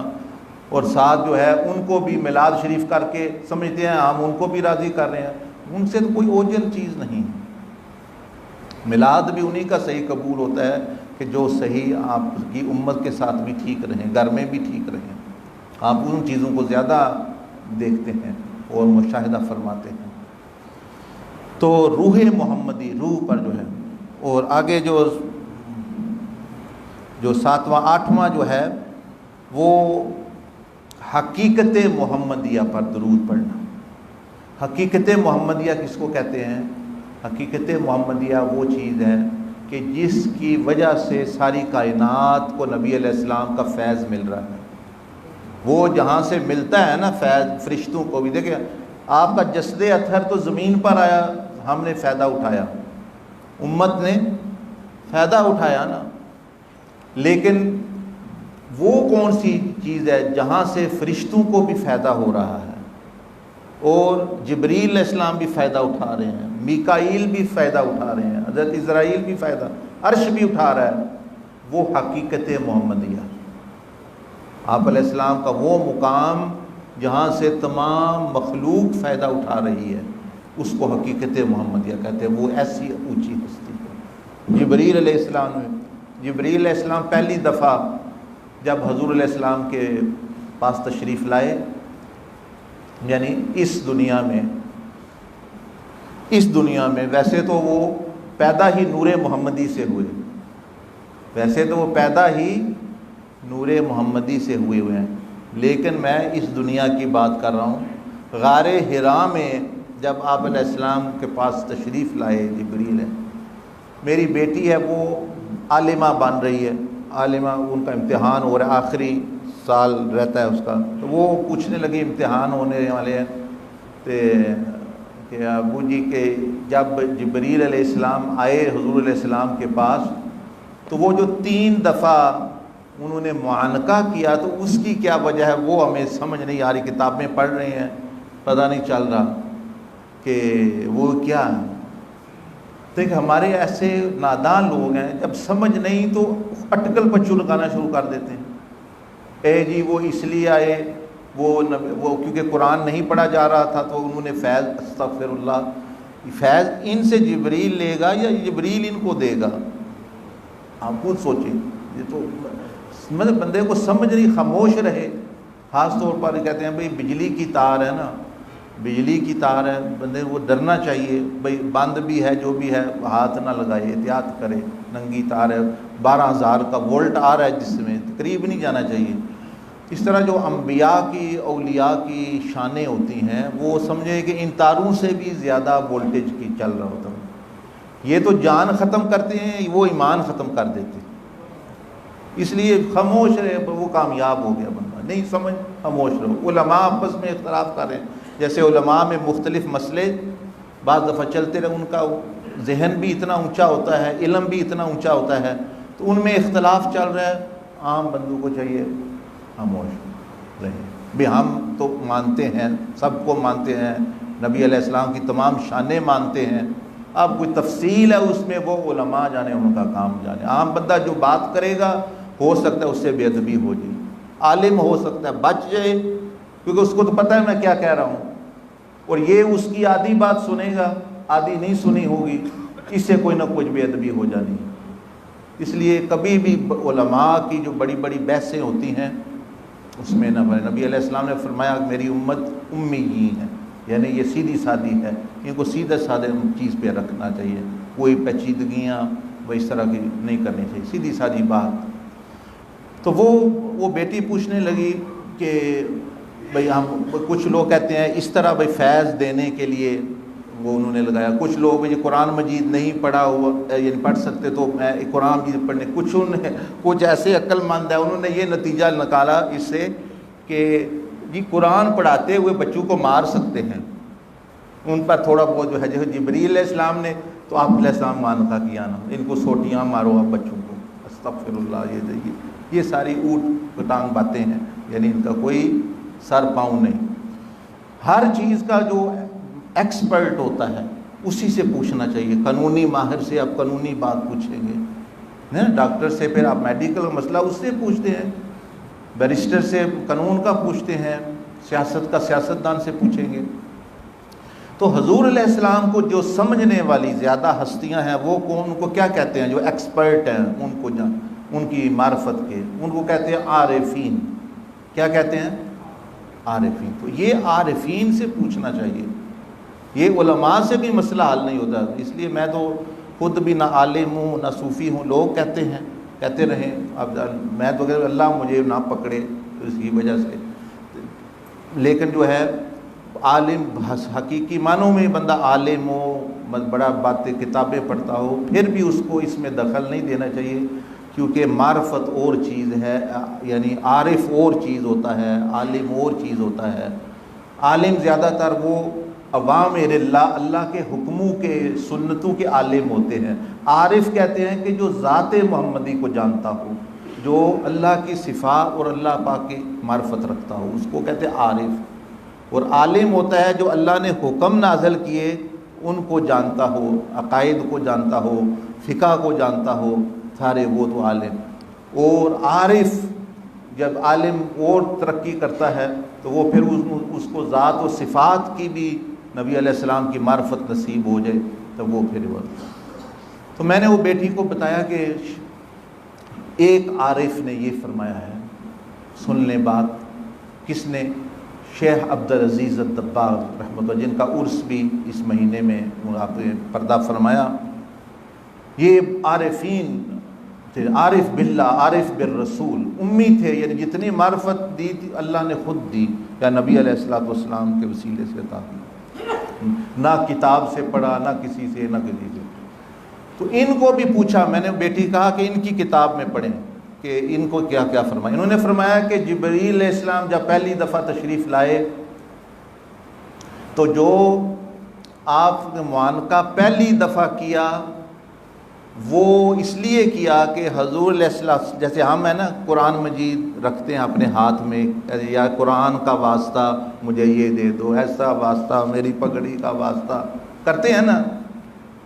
فرمایا جبریل علیہ السلام نے جب حضور علیہ السلام کے ارد گرد بازو یا پر جو بھی جس حالت میں وہ تھے, فرمایا کہ انہوں نے پہلے جو مانکہ کیا اس میں حضور علیہ السلام کو وسیلہ بنا کے دعا کی کہ یا اللہ ابدی رضا دے دے. ابدی رضا کا مطلب ہوتا ہے ہمیشہ کے لیے مجھ سے راضی ہو جا, کیونکہ ہم نے شیطان کا حشر دیکھا ہے. ایک وقت تھا کہ تو اس سے راضی تھا اور ایک وقت تھا کہ وہ لعنتی بن گیا ہے. تو ہم بھی ڈرتے ہیں, ہم فرشتے لیکن تو ہم نبی علیہ السلام, یہ جو ذات میرے پروں کے درمیان ہے اس کا میں وسیلہ بنا رہا ہوں. فرمایا اس لیے معانقہ کیا. آپ خود اندازہ اس سوچ میں اس میں اور دوسرے یہ جو اٹکل پچو یا بعض پڑھے لکھے لوگ ریسرچر بھی لگاتے ہیں, وہ کتنا زمین آسمان کا فرق ہے. فرمایا کہ دوسری دفعہ جو انہوں نے معانقہ کیا وہ جاہ محمدی میں داخل ہونے کے لیے کہ میں آپ علیہ السلام کی رحمت کے اندر آ جاؤں, آپ کی رحمت کے سائے کے اندر آ جاؤں, آپ کے جاہ کی حفاظت میں آ جاؤں, میں آ جاؤں. یہ یعنی نبی علیہ السلام کو وسیلہ بنا کے وہ دعا کر رہے ہیں. اور تیسری دفعہ جو ایسے انہوں نے معانقہ کیا وہ امت میں داخل ہونے کے لیے کہ یا اللہ مجھے اس ہستی کی امت میں داخل کرا. میں جبریل تو ہوں, فرشتوں کا سردار ہوں, لیکن جو امتی ہونے میں شرف ہے وہ اور ہی ہے اس ہستی کا. تو یہ دیکھیں شان نبی علیہ السلام کی اور طریقہ. آپ نے بھی سنا ہوگا, میں نے بھی سنا ہے, جبریل علیہ السلام تشریف لائے 3 مرتبہ انہوں نے کیا, لیکن اس کی وجوہات کون جانتے ہیں؟ عارفین اولیاء. تو یہ شاذلیہ بزرگوں کی شان. شیخ عبدالعزیز دباغ مغربی ایسی معرفت رکھتے تھے, سارا اپنا یہ چیز. تو یہ آپ کو سمجھ آ گئی حقیقت محمدیہ 1 2 3 4 5 6 7 ابھی 9:15 ہو گئے ہیں، تو 7 درود شریف کے درجے اور رہتے ہیں، کہتے ہیں تو میں بیان کرنے نہیں تو پھر کوئی سوال جواب دعا کر لیتے ہیں۔ تو بہرحال آپ کو کوئی موٹی موٹی بات، اب آگے جو رہ گئے ہیں نام صرف میں لے دیتا ہوں۔ حقیقت محمدیہ پر درود، پھر آگے ہے حقیقت احمدیہ پر درود، وہ جو اس سے وہ میں ابھی سمجھا نہیں سکتا۔ پھر حقیقت حبیبیہ پر درود، پھر جو لوگ نور محمدی پر درود پڑھتے ہیں، یہ شاذلیہ بزرگ شیخ جو ہر وقت جو مشاہدے میں رہنے والے وہ ہیں جو نور محمدی، جو اللہ کے نور میں سے نور پیدا ہوا، یعنی نور اللہ کے نور کا حصہ نہیں، لیکن اللہ کے نور کے فیض سے نور پیدا ہوا، اس پر جو درود پڑھتے ہیں وہ۔ پھر آل محمدی پر درود، اور پھر اصحاب محمدیہ پر درود، اور ازواج محمدیہ پر، اور امت محمدیہ پر درود کا کیا مطلب؟ تو یہ 14-15 ہیں، پھر کبھی موقع ملا جو آدھے رہ گئے وہ آپ کو بتائیں گے۔ لیکن آپ کے لب لبا جو بندہ آپ میں سے یہ سیکھنا چاہتا ہے، نبی علیہ السلام کی زیارت کرنا چاہتا ہے مطلب چند دن میں، اور اس طریقہ درود کو وہ آ جائے 2 تاریخ سے لے کر 4 تاریخ تک، 2 3 4 جمعہ ہفتہ اتوار ہمارے پاس ادھر گجرات کھاریاں ہیں وہاں رہے، تو 3 ہی دن میں ہی اس کو یہ سکھا دیں گے، اور ہو سکتا ہے اللہ پاک جس طرح پچھلے دفعہ لوگوں پر کرم کیا آپ پر بھی کر دے۔ میں تو خود گناہ گار بندہ ہوں، لیکن اللہ کے کرم کی کوئی انتہا نہیں۔ تو پھر میں بات ختم کرتا ہوں کہ درود شریف پڑھنے کا، سلام پڑھنے کا خاص طور پر یہ مطلب ہوتا ہے کہ آپ علیہ السلام کے دل کو چین خوشی پہنچانا، اور یہ کہہ رہا ہوتا ہے بندہ یا رسول اللہ صلی اللہ علیہ وسلم میری طرف سے آپ بے فکر ہو جائیں، میں آپ کی سنت کو، آپ کے دین کو، آپ کی شریعت کو، آپ نے جس چیز کی حرمت بیان کی، آپ کے نمود کسی کا نقصان نہیں پہنچاؤں گا، مطمئن ہو جائیں میری طرف سے۔ اس کا درود جو ہے وہ صحیح سلام ہوتا ہے۔ پھر اس کے بعد میں نے آپ سے عرض کی کہ اس کے بعد پھر کئی درجے ہیں، ایک ہے جو عام ہم پڑھتے ہیں وہ ذات محمدی پر درود ہے، پھر جسد محمدی پر، پھر روح محمدی پر، بزرگوں نے کتابوں میں یہ سارے نام بھی لکھے ہیں علیحدہ علیحدہ کر کے، روح محمدی، جسد محمدی وغیرہ وغیرہ۔ تو پھر آپ دیکھیں آپ کو کتنا قرب ملتا ہے۔ لیکن جو آپ کر رہے ہیں وہ بھی بہت سعادت کی بات ہے جو پڑھ رہے ہیں جس درجے میں، لیکن میں چاہتا ہوں کہ آپ کو اور فائدہ ہو۔ اور دوسرا یہ بھی اس سے پتہ چلا کہ یہ جو اولیاء اللہ ہیں ان کو کتنی معرفت اور یہ درود و سلام کے کس کس درجے پر جو ہے وہ پہنچے ہوتے ہیں، کہ یہاں سے پڑھتے ہیں سلام کا جواب ان کو یہاں سے ملتا ہے، ہم وہاں بھی جا کے سن نہیں سکتے، یہ یہاں رہتے ہوئے سلام پڑھتے ہیں، اور وہ ایک وہ سلام میں شعر پڑھتے ہیں، ہم یہاں سے پکاریں وہ وہاں سے سنیں۔ اچھا وہ ایک عالم ایک بزرگ تھے، وہ کہنے لگے بھئی یہ بات تو ہے صحیح، بھائی ہم یہاں سے پکاریں وہ وہاں سے سنیں، اب جو وہ تو سن رہے آپ بھی تو سنو نا جو وہاں سے وہ پکار رہے ہیں، جو حضور علیہ السلام آواز دے رہے ہیں جو 1400 سال سے آ رہی ہے کہ آجو میری محبت کی طرف، میرے دین کی طرف، میری سنت کی طرف، جنت کی طرف، میری رحمت کی طرف، میری شریعت کی طرف، تو تم بھی تو پکار سنو نا، تمہاری تو وہ سن رہے ہیں، لیکن وہ جو پکار رہے ہیں امت کو، جو سیدنا ابو ہریرہ رضی اللہ تعالیٰ عنہ نے یہ روایت کیا کہ آخری وقت میں جو چند دن حضور علیہ السلام کے وصال شریف سے پہلے آپ ممبر پر تشریف فرما ہوئے اور کچھ کہا نہیں، آنسو ایک یعنی کہہ لیں کہ تسلسل کے ساتھ آنسو مبارک یعنی جاری ہو گئے اپنی آنکھوں مبارک سے، تو ایسے لگتا جیسے بھئی موتیوں کی لڑی ہے، تو کچھ فرما نہیں۔ تو حضور صحابہ کرام پریشان کہ آپ فرما تو کچھ نہیں رہے، تو رو رہے ہیں ممبر پر کھڑے ہو کے، پہلے تو آپ خطبہ دیتے تھے کچھ ارشاد فرماتے تھے، تو پوچھا انہوں نے یا رسول اللہ صلی اللہ علیہ وسلم ہم سے نہیں رونا آپ کا دیکھا جاتا، تو ہم سے کیا کوئی کچھ ہو گیا ہے کہ آپ رو رہے ہیں؟ آپ علیہ السلام نے فرمایا نہیں تم تو میرے صاحب ہو، تم نے بہت کچھ کیا، میری خدمت کی، سارا دین کا کام کیا، میں اور وجہ سے رو ہوں۔ کس وجہ سے یا رسول اللہ صلی اللہ علیہ وسلم؟ فرمایا کہ میں اس لیے رو رہا ہوں جو میرے آنے والی امت ہے، میں اس کو یاد کر کے رہوں، کاش میں ان سے ملاقات کرتا اور مجھ سے ملاقات کرتا۔ آپ نے بھائیوں کا لقب دیا، یعنی محبت کے انداز میں، تو صحابہ کرام فرمایا ہم نہیں ہیں، ہم تو ہیں خدمت کے۔ پھر آپ نے فرمایا تم میرے صحابہ ہو، تم میرے صحابی ہو۔ یہ لقب میں نے محبت کی وجہ سے، شفقت کی وجہ سے ان کو دیا ہے کہ جو بعد میں آئیں گے مجھے دیکھا نہیں ہوگا لیکن مجھ پر ایمان لائیں گے، اور یہ جو میرے آنسو نکلے ہیں یہ ان کی محبت کی وجہ سے نکلے ہیں کہ کاش میں بھی ان سے ملاقات کرتا۔ تو مطلب یہ کہ آپ علیہ السلام تو 1400 سال پہلے ہی آپ کی پکار، آپ کی یاد، آپ نے ہمیں پکارا اور آواز دی کہ میری آواز پہ لبیک کہہ کے میری شان بھی، میری شریعت بھی، سنت بھی، سب چیز پہ جو ہے قائم ہو جو۔ تو اللہ پاک مجھے بھی آپ کو توفیق عطا فرمائے۔ جزاکم اللہ خیر۔ آپ کوئی بات اگر سوال پوچھنا ہے تو پھر جب اللہ دعا کر دیں، دعا کر ٹھیک ہے تو سوال اچھا۔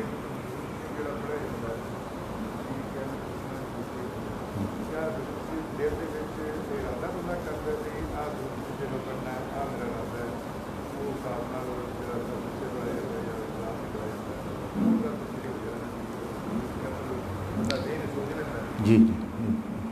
جی جی بالکل، جو بزرگ جو ہے وہ پوچھ رہے ہیں بھائی کہ جب بندہ بھئی یہ مختلف قسم کے جو درود شریف کے درجات ہیں تو اس لیے کیا کرنا، وہی تو میں عرض کر رہا ہوں کہ آپ آئیں، آپ کو سکھائیں بھی، اور یہ بات آپ کی درست ہے کہ وہ ارادہ بھی کرنا ہوتا ہے، نیت بھی، اور طریقہ بھی سیکھتا ہے، وہ سکھاتے ہیں ہم کہ کس طرح۔ تو چند ایک دو دن میں بندہ یہ درجے کچھ جو ہے وہ سیکھ لیتا ہے، پھر وہ چلتا رہتا ہے یہاں تک کہ حضور علیہ السلام سے خود اس کی ملاقات ہوتی ہے، اس بندے کی جو پڑھ رہا ہے اصل تو درود۔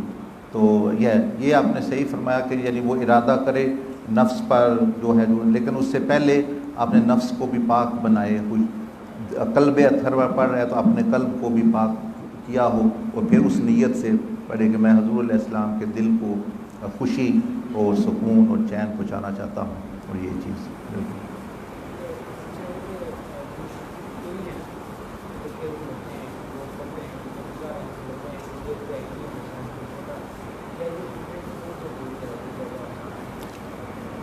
اب یہ جو سوال کیا ہے انہوں نے،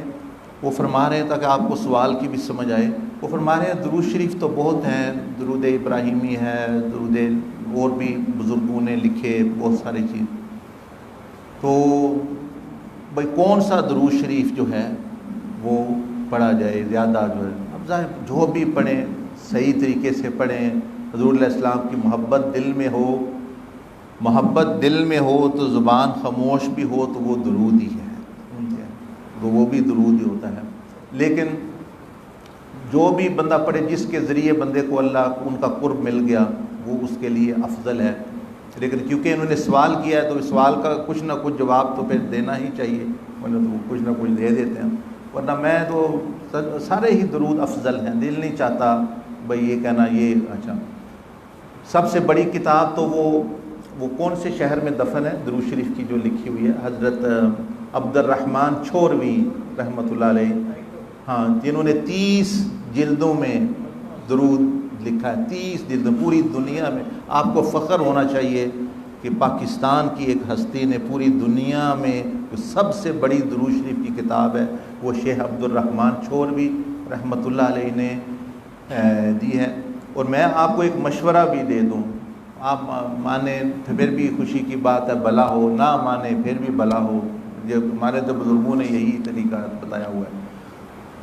مشورہ یہ دے رہا ہوں کہ آپ تو باقاعدہ کرتے ہیں درود کی مجلس، جو بھی درود شریف اس میں پڑھتے ہیں، پڑھتے رہتے ہیں، جب آپ نے باقاعدہ مجلس ہی شروع کر لی ہے، باقاعدہ ایک محفل ہی اس نام کی رکھ لی ہے، تو وہ 30 پارے درود شریف وہ لے آئیں، ہر مجلس میں ایک پارہ پڑھ لیں۔ یعنی وہ کیوں لکھی انہوں نے 30 پاروں میں؟ وہ کہتے تھے کہ قرآن یہ حضور علیہ السلام کے اخلاق اور خلق ہے، یہ 30 پارے ہیں، یا اللہ میرا دل چاہتا ہے میں تیرے محبوب پر درود بھی 30 پاروں میں لکھوں، 30 پاروں میں۔ اب وہ تھے بھی پڑھے ہوئے نہیں، اب عجیب عام بندہ خواہش کر جائے بھائی پڑھا بھی نہیں، عربی بھی نہیں آتی، اردو بھی نہیں پڑھا ہوا، وہ کہتا ہے میں نے لکھنا ہے 30 پارے درود۔ اللہ نے یہ کرم کیا کہ ان کو علم لدنی عطا کر دی۔ وہ علماء کو بلا، یہ دور کی بات نہیں کر رہا، یہ ہری پور ہزارہ اسلام آباد کے آگے آتا ہے، ان پر پھر نازل ہوتا تھا وہ الہامی طور پر، اور علماء ان کو خود سمجھ نہیں تھی کیا لکھا رہے ہیں، علماء بیٹھ کے لکھتے جاتے، وہ لکھ کے وہ 30 پارے بن گیا۔ جب 30 پارے ان کے وہ ختم ہو گیا الہام، اب وہ چھپ گیا 5 جلدوں میں، اتنی موٹی ایک جلد ہے، ہاں 1 منٹ، اتنی موٹی وہ جلد ہے ایک۔ تو آپ جب پڑھتے ہی ہیں، چلو جو درود شریف پڑھ رہے ہیں وہ تو پڑھتے رہیں، لیکن چلو جی ایک پارہ، چلو سال میں ہی 1 مرتبہ جی ہم نے حضور علیہ السلام پر جو سب سے بڑی کتاب درود سلام کی لکھی گئی ہم نے پڑھا، اس میں ہر درود مختلف ہے۔ پھر آپ کی ایک مجلس اس کے چھوٹے بھی بس تقسیم کر کے، مثلا 1 پارہ پڑھ لیا، سب نے پڑھ لیا، اکٹھے پڑھ لیں، علیحدہ پڑھ لیں، پارے کا کچھ جز پڑھ لیں، یعنی اس کے چیز، تو یہ بھی ایک چیز ہے آپ کی مجلس میں اور زیادہ برکت ہے کہ الہامی درود جو ان پر علم لدنی کے طور پر نازل ہوئے آپ وہ پڑھ رہے ہوں گے۔ اور پھر آپ کو فخر بھی ہونا چاہیے، شکر بھی ہونا چاہیے کہ وہ آپ کے پاکستان کے بزرگ ہیں، کہ پوری دنیا تو ان کو میں پہچانا جاتا ہے، آپ بھی قدر کریں اور پڑھیں، وہ پڑھنے کے لیے لکھ گئے، ہر ایک بندہ لے بھی سکتا ہے، وہ فری ڈاؤن لوڈ بھی ہو سکتا ہے اور خرید بھی سکتے ہیں وہ چیز۔ خیر پھر بھی وہ سوال میں آپ کا جواب دے دوں، یہ تو ایک مشورہ آ گیا، آپ مجلس کرتے ہی ہیں تو اس طرح کر لیں۔ اچھا اب بات یہ ہے کہ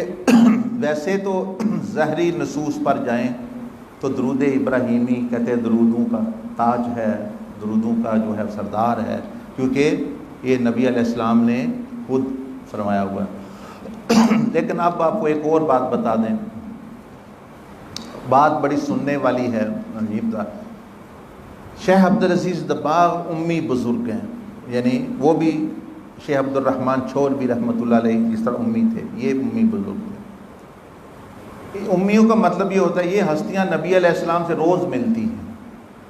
انبیاء سے ملتی ہیں سارے دن۔ ان کے جو خلیفہ تھے ان کا نام تھا شیخ عبد الوہاب التازی، یہ بھی غوث گزرے اپنے زمانے میں، عبد الوہاب۔ ان کے آگے تھے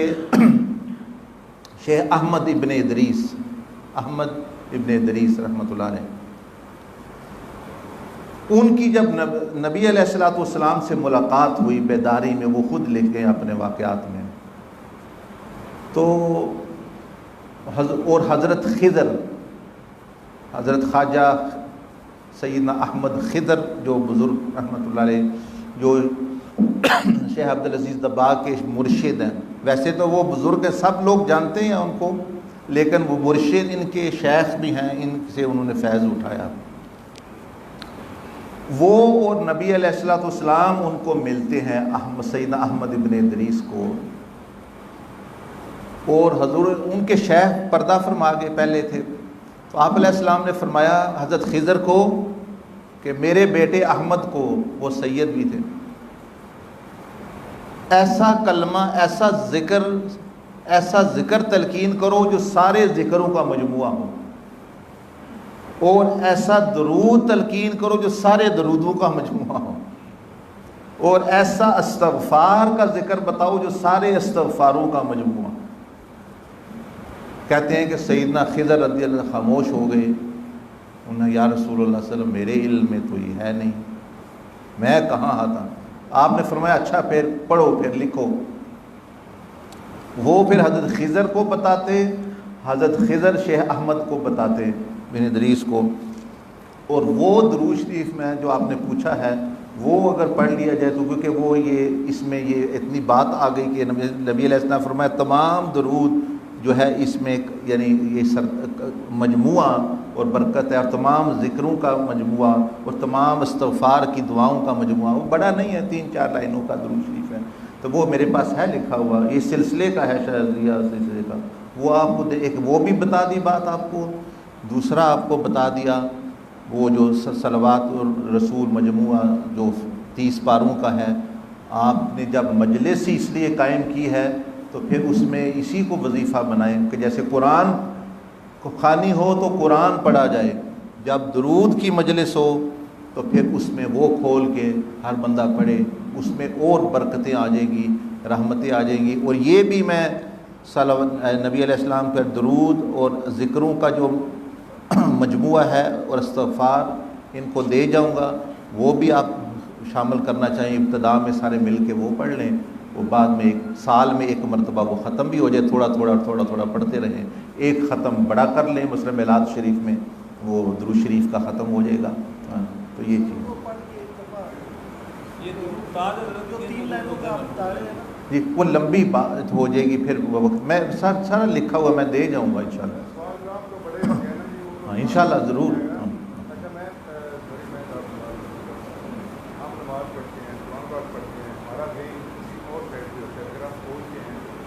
اللہ ہماری عبادت قبول کر۔ اچھا دین جو ہے نا جی ہم کوشش بھی کرتے ہیں لیکن دین کر نہیں، لیکن دل کرتی ہم نماز پڑھتے ہیں، قرآن پاک پڑھتے ہیں، کیا وہ عبادت کے لیے جو ہم کرتے ہیں وہ اللہ تعالیٰ کے حضور میں وہ جو ہوتی ہے وہ کیا قبول ہو جاتی ہے؟ ہاں جی بھائی یہ پوچھ رہے ہیں کہ ہم جب بعض دفعہ نماز پڑھتے ہیں، عبادت کرتے ہیں تو ہمارا ذہن ادھر ادھر بھٹک جاتا ہے، پھر ہم اللہ سے معافی مانگتے ہیں، توبہ کرتے ہیں کہ اللہ قبول فرما، تو جس میں خیال بھٹکتے رہیں تو کیا وہ عبادت قبول ہو جاتی ہے؟ اب بات یہ ہے کہ دیکھیں، ایک ہے کہ فرض کی قبولیت کا درجہ، وہ تو فقہ کی جو شرطیں ہیں وہ پوری کی ہوئی ہوں، مثلا وضو صحیح ہے، غسل کے فرض صحیح ہیں، نماز کے فرائض ادا کر لیے اپنا، تو فرض تو ادا ہو گیا، قبولیت کا بھی ایک درجہ مل گیا، لیکن کامل نہیں ہوتا جس کے خیال ادھر ادھر بھٹکتے رہیں۔ مثلا ایک بندہ نماز پڑھ رہے تھے، ایک بزرگ، تو وہ نیک بندے تھے، نیک بندوں پر اس طرح کی چیزیں آتی ہیں، تو ان کا خیال ادھر ادھر جب وہ تو اللہ پاک کی طرف سے الہام ہوا کہ میرے بندے، خیال ایک لطیف چیز ہوتی ہے، یعنی پاک چیز، یعنی بالکل لطیف چیز ہوتی ہے نا، نظر بھی نہیں آتا نا خیال، وہ جو لطیف چیز تھی وہ تو تم نے دوسروں کو دے دی، اور جو کثیف یعنی جسم جو پیشاب پاخانے کا خون کا مجموعہ ہے وہ میرے سامنے کھڑا کیا ہوا ہے، اور جو ایک لطیف چیز تھی وہ ادھر ادھر بھٹک رہی ہے۔ تو مطلب یہ ہے کہ کمال اس کا یہ ہے یعنی نماز کامل نہیں ہوتی جب تک کہ بندے کا جو ہے تصور حضوری کا اللہ پاک، لیکن اس میں بھی تفصیل ہے یہ کہ اگر تو بندہ خود بخود جان بوجھ کے خیال ادھر ادھر لے کے جاتا پھر نماز میں حرج جاتا ہے، اگر خود نہیں لے کے جاتا، بغیر ارادے کے چلے گئے ہیں، غیر اختیاری، تو اس کو نماز کا پہلے سے بھی زیادہ ثواب ہوتا ہے، اس کو دوہرا اجر ملتا ہے کہ وہ نماز بھی پڑھ رہا ہے، جہاد بھی کر رہا ہے شیطان سے، لیکن اپنی مرضی سے نہ۔ لیکن اگر آپ اس کا حل چاہتے ہیں، وہ ہر دفعہ بتائیں کہ ایسی نماز آپ کو سکھا دیں کہ آپ اللہ اکبر کریں اور آپ کی روح آسمانوں اور مقامات مقدسہ کی طرف سفر شروع کر دیں، کبھی حرمین، کبھی مسجد اقصیٰ، کبھی مکہ شریف، کبھی مدینہ شریف، پھر وہ خیال بہت کم آتے ہیں۔ جب روح واقعی سفر کر رہے، ادھر نماز پڑھ رہی ہو، آسمانوں میں نماز پڑھ رہی ہو، اگر آپ یہ واقعی آپ کا سوال سیریس ہے، سیکھنا چاہتے ہیں تو آ جائیں، 2 دن میں وہ نماز آپ کو سکھا دی جائے گی، جس میں واقعی آپ کی روح خیال بھی نہ ہونے کے برابر ہو جائیں گے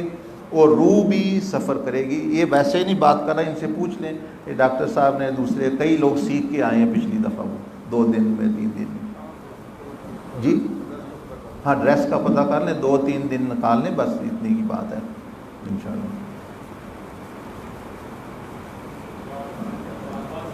الحمدللہ رب العالمین، السلام علی رسول اللہ وعلی آلہ وصحبہ اجمعین۔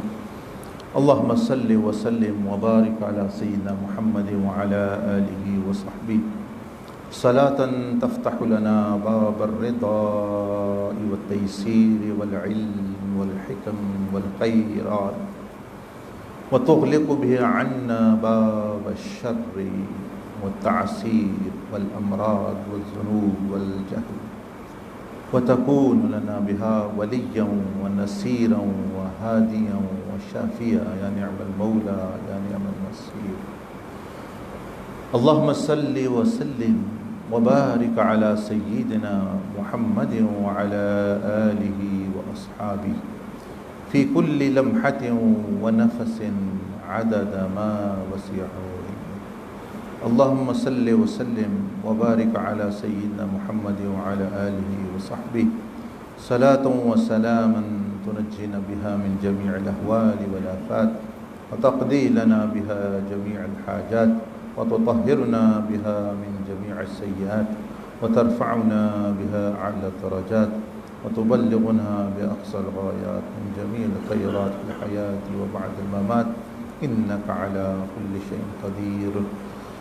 اللهم صل وسلم وبارك على سيدنا محمد عبدك ورسولك النبي الأمي وعلى آله وصحبه.